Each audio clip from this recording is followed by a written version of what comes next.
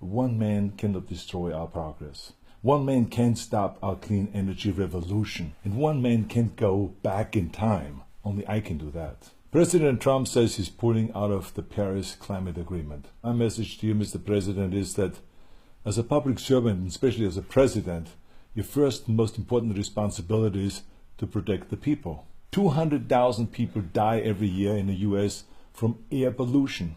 And that half of our rivers and streams are too polluted for our health. We can't sit back and just do nothing while people are getting sick and dying, especially when you know there is another way. Mr. President, I know that it can be easier and more comfortable to look backwards.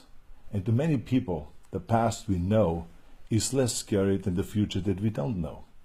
But some of us know what a clean energy future looks like. And it isn't scary. We have seen it in cities and states and all over the world.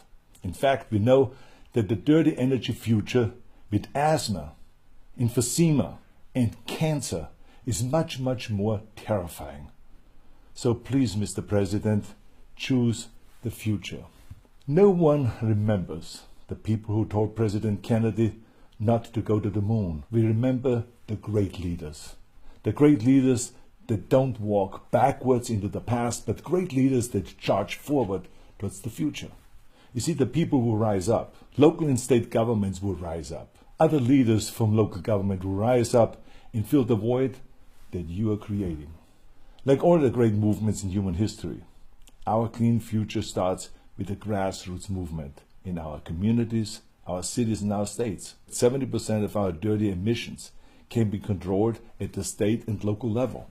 We can't leave it to Washington, D.C. to lead. No, we need to do it ourselves. As a matter of fact, when I was governor of California and Washington failed to lead, we passed the strictest environmental rules in our country.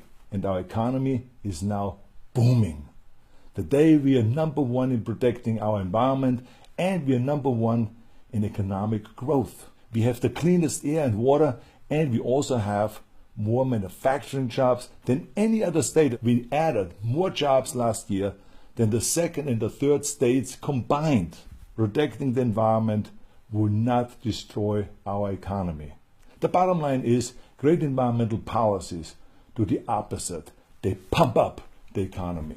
Share this video if you think it's time to start a grassroots revolution to save our planet.